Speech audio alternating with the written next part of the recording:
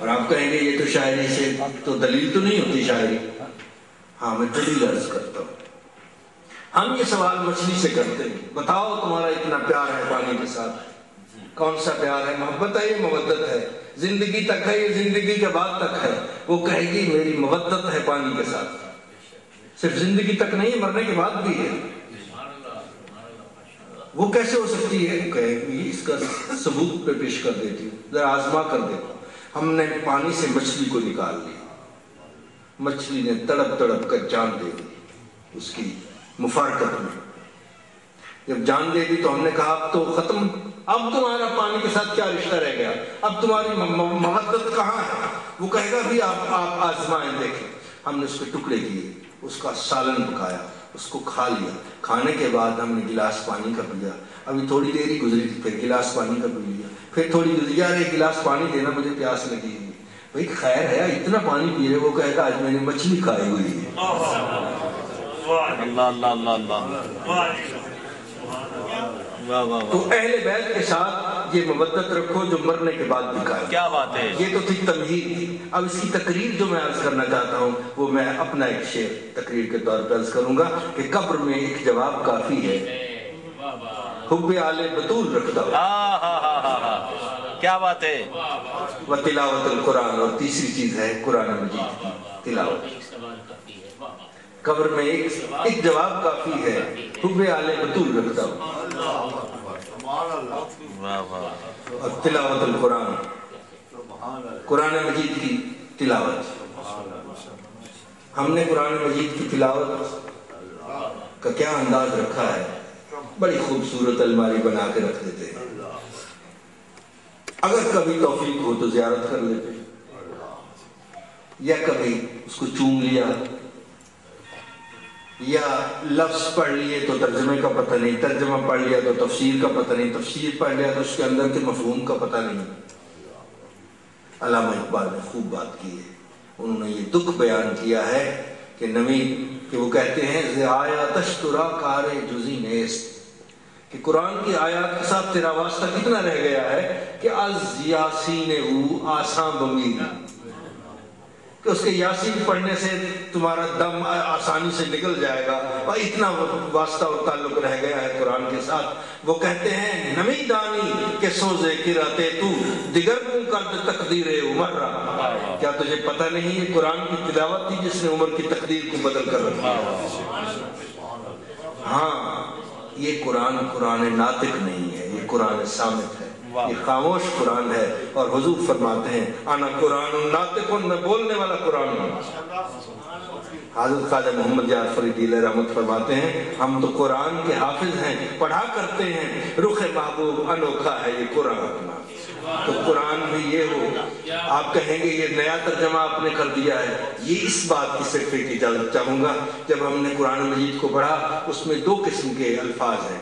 ایک وہ ہیں جن کا ترجمہ سب لوگ جانتے ہیں، ایک وہ ہیں جن کا ترجمہ کوئی نہیں جانتا. الف لام میم کا ترجمہ کوئی نہیں جانتا، ذالک الکتاب لا ریب فیہ کا ترجمہ سب جانتے ہیں. کیوں؟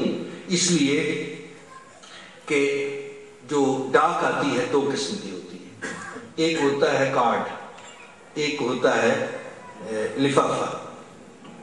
لفافے سے مجھے ایک شعر یاد آ رہا ہے جو میں تبلیغ کے حوالے سے پہلے بات کر رہا تھا کہ ہم بڑے متاثر ہو جاتے ہیں کہ یہ کلمہ سکھاتے ہیں، یہ نماز سکھاتے ہیں، یہ مسواک کرنا سکھاتے ہیں. اصل بات کیا ہے کہ رخ بے نور پہ داڑھی کے اضافے کو نہ دیکھیں. رخ بے نور پہ داڑھی کے اضافے کو نہ دیکھیں، خط کے مضمون کو پڑھ، خط کے لفافے کو نہ دیکھیں. تو ایک ہوتا ہے پوسٹ کارڈ، ایک ہوتا ہے لفافہ. پوسٹ کارڈ پہ جو لکھا ہوا ہوتا ہے وہ سب لوگ پڑھ سکتے ہیں.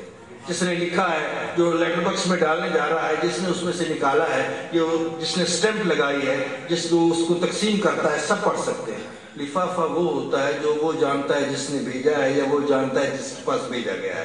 قرآن پاک میں کچھ ڈاک تو ایسی ہے جس کو سب پڑھ سکتے ہیں، اور کچھ ایسی ہے میان عاشق و معشوق رمزیز کرامن کاتبین را ہم خبر ریز۔ وہ بھیجنے والا جانتا ہے یا وہ جانتا ہے جس کے پاس بھیجا گیا۔